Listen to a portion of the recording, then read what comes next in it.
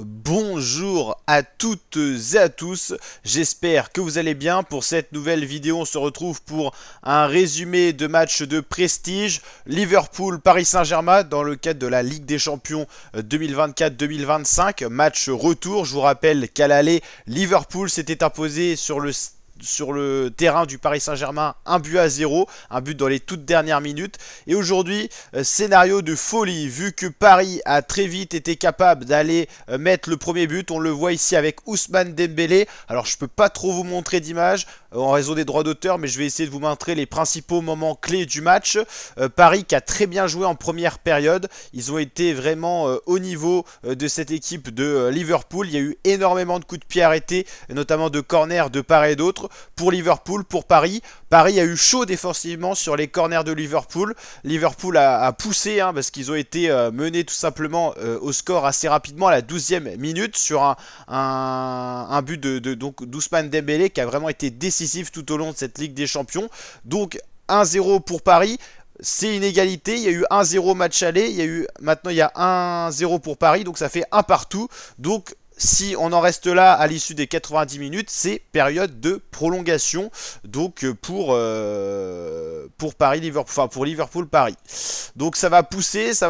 En seconde période, Liverpool va être au-dessus. Il y aura énormément de coups de pied arrêtés en faveur de Liverpool, mais ils ne vont pas réussir à trouver la solution.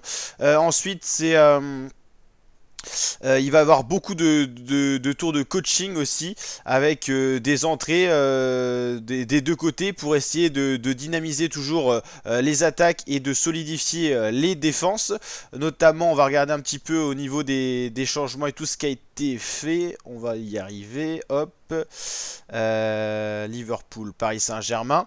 Alors on regarde un petit peu les statistiques également. Donc il y a eu 21 tirs en faveur de Paris, 19 en faveur de Liverpool.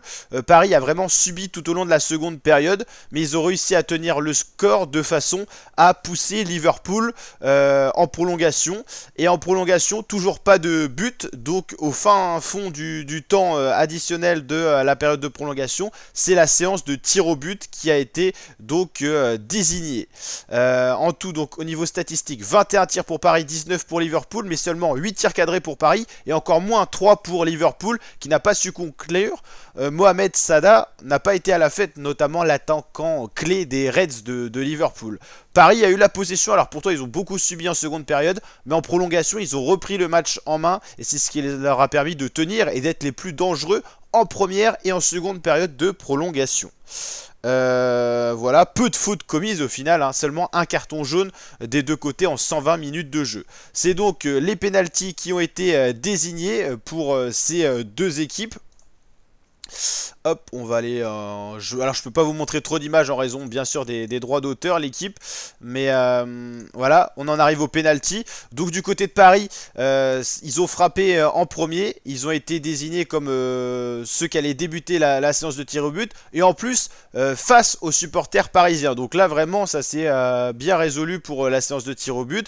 Paris commence la séance. On sait que ça peut avantager statistiquement les équipes qui ont commencé à tirer ont plus gagné. Parce que psychologiquement, l'équipe qui tire après a peur de ne pas marquer le penalty s'il a été marqué avant. Donc c'est Vitinha qui a commencé pour Paris, c'est Mohamed Salah qui a fait le penalty pour Liverpool. Alors là les deux premiers ont été mis et à partir de Nunez du côté de Liverpool, le penalty a été loupé, on va le voir.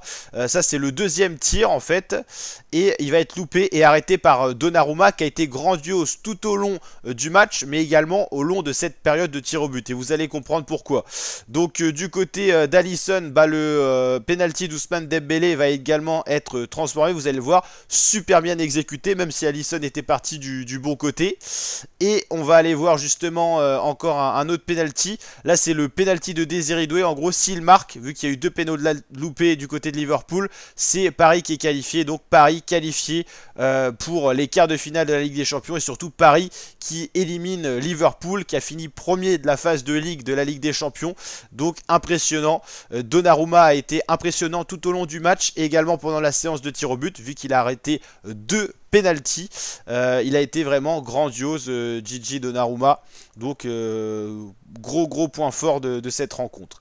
On va dire aussi que les rentrants ont fait beaucoup de bien du côté de Paris, notamment Warren Zaïre-Emery qui a amené son punch, Lee Kang-in qui a beaucoup tiré, même si ses tirs étaient un peu écrasés, c'était pas mal. Je pense que le plus performant joueur qui est rentré, c'est Désiré Doué, qui a été très bon techniquement, qui a été très bon dans les ouvertures, les passes trouvées, et qui a posé beaucoup de problèmes à la défense de Liverpool. Donc je pense qu'au niveau des rentrants du côté parisien, c'est Désiré Doué qui a marqué le plus de points.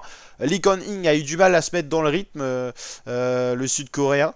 Zaïre Emery, j'ai trouvé bon. Beraldo, j'ai pas vu forcément qui était arrivé. Et Gonzalo Ramos, lui, est rentré juste pour les pénaltys. Donc il a marqué son pénalty, c'était le plus important. Et donc du côté de Liverpool, voilà, séance de tir au but loupé avec 2 pénaltys loupés, ça fait quand même beaucoup. Beaucoup pour cette équipe, quoi.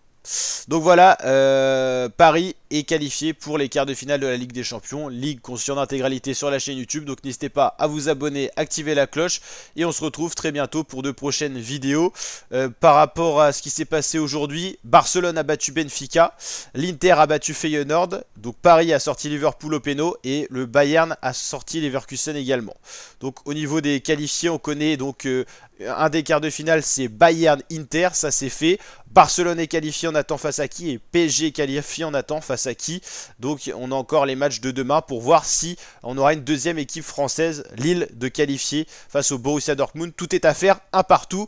C'est l'équipe qui gagne ce match qui ira en quart de finale.